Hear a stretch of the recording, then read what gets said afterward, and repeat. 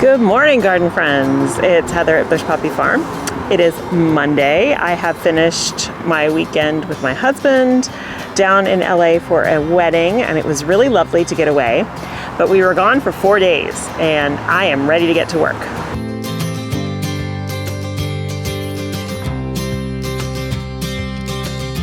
So today I am going to be spending most of the day, well, as much as I can before I need to pick up my son, moving compost to all those beds back there.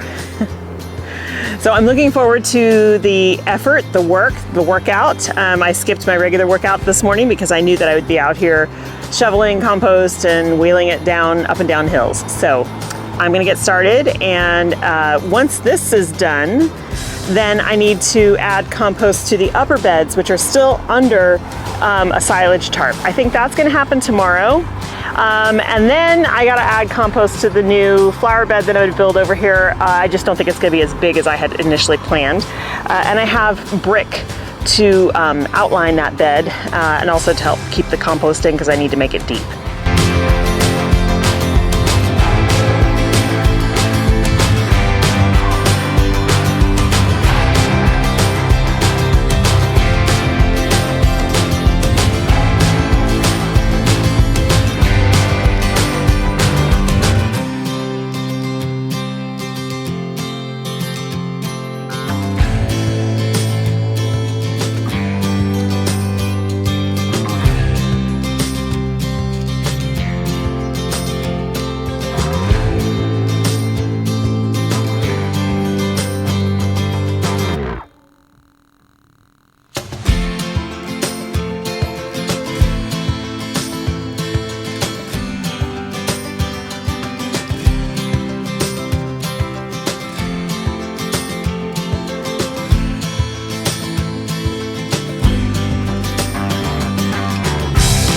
Well, that's that done.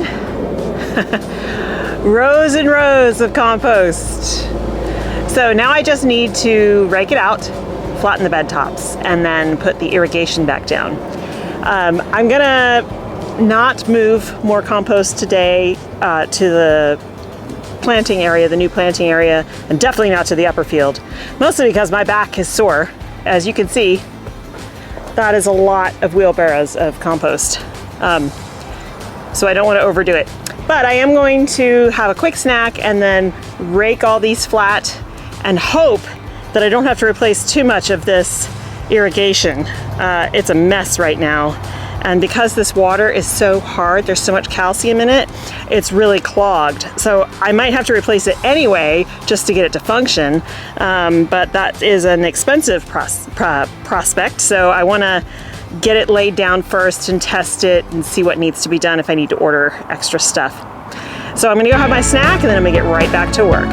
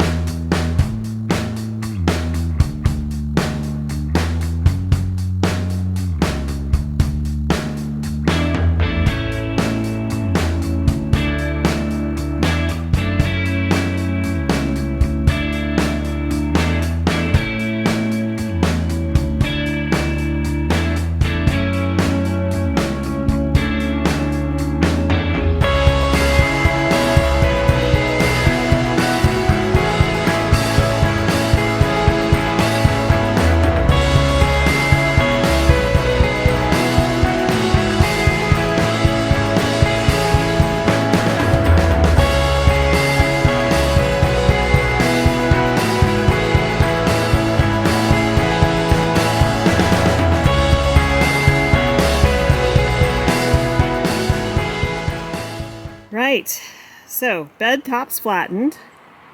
I had just enough time to roll out the irrigation, but I need to get all the kinks out of it. I need to anchor it back down, anchor the main line back down and all that kind of stuff. I just don't have time today because it's time for me to go. But it's a good place to start for the morning, and then I can check tomorrow to see how everything is draining.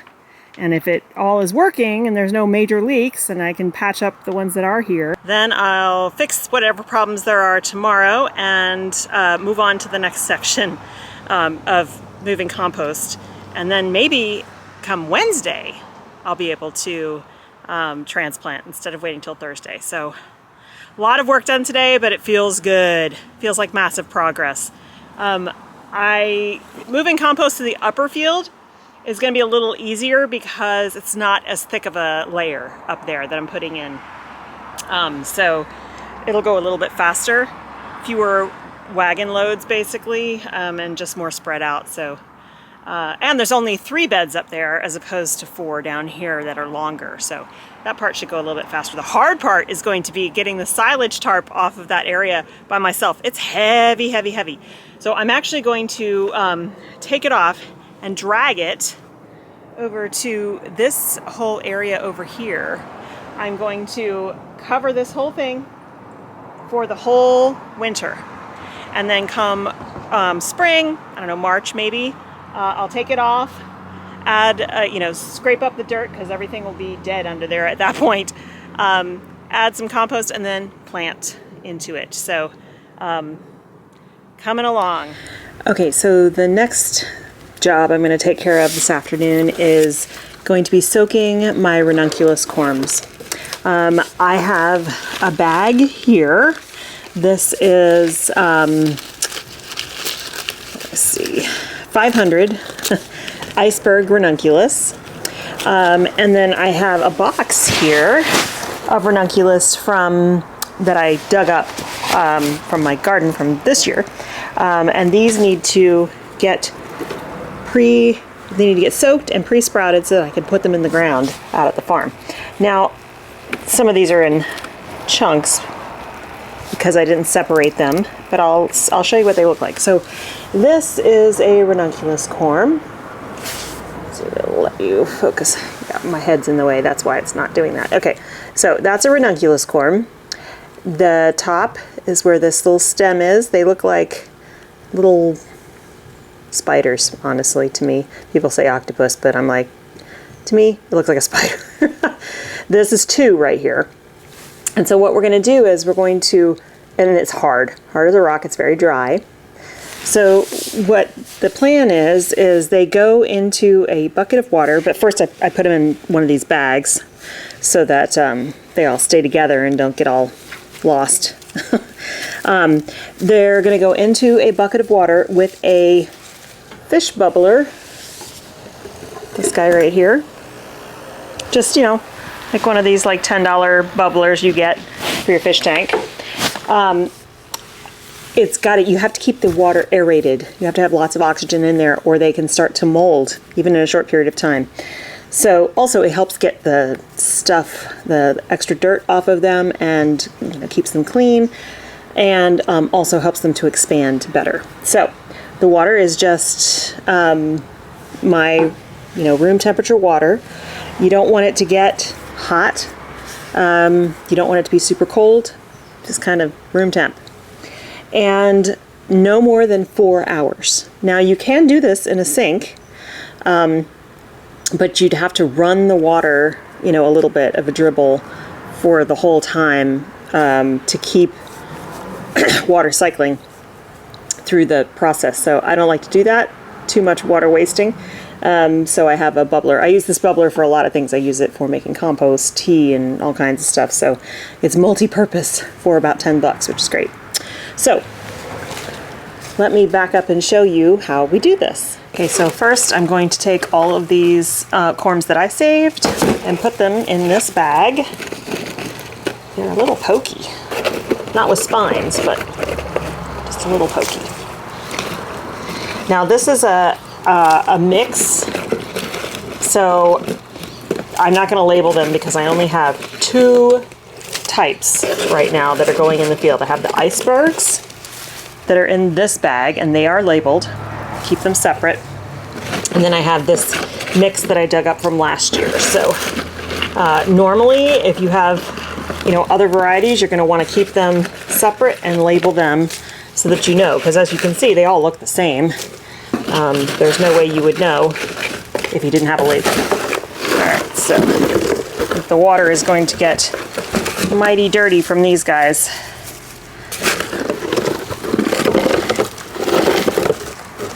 The ones I saved, that is. Yeah, because the other ones... Oh, good. Okay, well, it's coming out onto the floor, which is good because I can always blow that away. All right, so we're going to tighten up the bag a little bit here. And then we're just going to drop it into the water and push it down. All right, so then the bubbler is underneath. And I have room to add these guys as well. All right, so they're just gonna sit in there. Those bubbles are gonna keep things aerated. They'll just sit in there and start to plump up, and then I'll show you what they look like when they're done. Let's just take a quick check on the garden. Our brassicas are doing great. I need to get these tomatoes pulled out. I don't know how much more ripe they're gonna get because of our sunlight is you know, less than it should be every day. I do have a few here I can pull, but I mean, the plants still look beautiful and wonderful. No powdery mildew or anything, but I need to get the garlic in the ground soon. So I think I'm gonna pull these out in the next couple days, as soon as I'm finished working out at the farm. And then in this bed, this is still blueberries that need to get their own pots and elderberries that need to go in the ground when the other fruit trees arrive. Asparagus looking good. This is funny because these are potatoes. These are like rogue potatoes that are coming up in the onion bed, as well as just some, these are just weeds here, so I can pull those out. But the onions that I planted from seed, these are looking fine, doing well. And like I said, potatoes, that's really funny. The bunching onions are still doing fine, and those beets, I mean, they're getting water, they just don't look that great. So I'll try to sow from just seed instead of transplant and see. However, the radishes are doing great. They're looking good, and some of them are ready to harvest. These are breakfast radishes, so they are long and narrow. So these guys are ready. They're coming out of the ground. Carrots, looking good. I need to thin them. They're in these cages so that they don't get eaten. So yeah, so this line here that I planted just didn't take. Like that variety did, but these two down here just didn't. So I'm gonna harvest these radishes this afternoon and thin the carrots soon. Pollinator patch still going strong. That salvia is just enormous.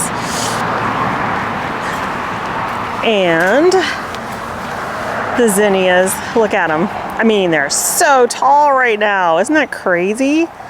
The zinnias and this mahogany splendor hibiscus. I mean, this stuff is 4 feet tall. 4 feet tall. And those zinnias are getting close. So all of these flowers are going to get harvested for our wedding this weekend, and I think they're going to just love them. Our collard greens, doing well. The cabbages, look at that. Beautiful, huh? Coming along. And these are Brussels sprouts, I believe, or broccoli. Can't remember. Hard to tell when they're like that. And then these are some red cabbages. But these zinnias also looking really pretty. And the marigolds. Look at these enormous heads on these marigolds. Look at that. So big. Yeah, this is what I would have had at the farm right now if the deer hadn't eaten everything. Just a big lush zinnia patch to pick from. So we've got more broccoli, cauliflower, and some tatsoi and some other Chinese vegetables in here, but everything's looking good. Putting on a lot of vegetative growth. Hopefully they will head up for me. But this weekend, for this wedding, all this stuff is getting cut down. And I'll harvest as many zinnias as possible. They look so nice. I think that the couple will be really happy with them. So it's been about 3.5 hours, and the ranunculus corms are soaked. They're plumped. And so let me show you how you know. I'm going to untie this bag of iceberg ones. And here we go. So you can see that guy. He's nice and plump. The legs are soft. It's ready to be pre-sprouted. Now, you don't have to pre-sprout ranunculus. You can just plant them like this, but I prefer pre-sprouting them because it, number one, lets me know which ones are for sure viable, because every once in a while you get some corms that they look normal, but then they don't do anything. So you know they're viable if they're sprouted.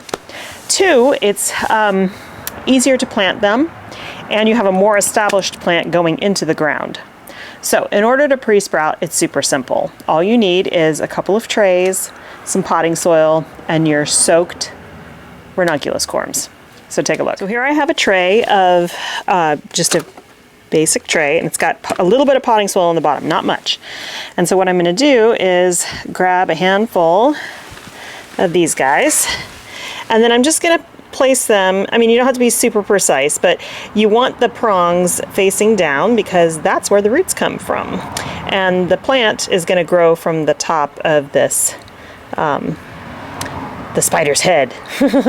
So you're going to kind of turn them all facing down, and they don't have to be far apart. Like when I plant them in the ground for the season, I only plant them about 5 inches apart. So you can keep them real close in here, because the only thing they're going to do in here is over the next 7 to 10 days, they're going to sit in a covered, in a dark place, and start putting roots out.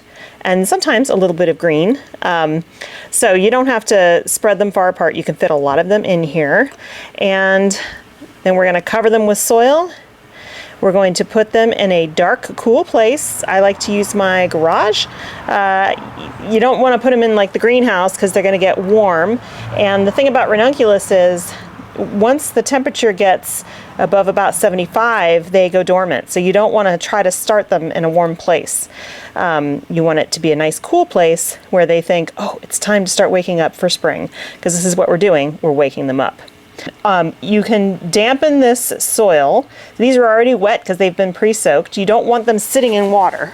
So you're not going to want to put this, make this soil super wet, but you also don't want it to be bone dry. So I will put these guys in here, and I'll cover them with soil, like I said, and then we'll just do a little bit of a spray.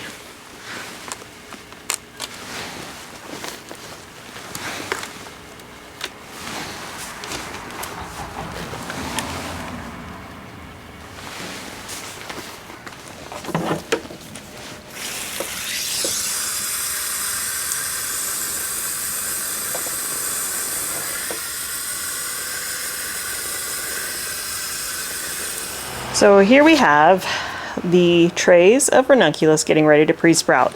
These 3 are the half-clone iceberg, and these 2 are the mix.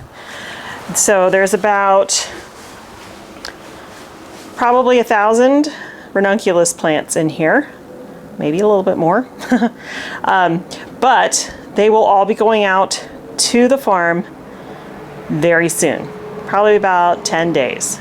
I am going to wrap up this video for the day. Thank you so much for hanging out with me.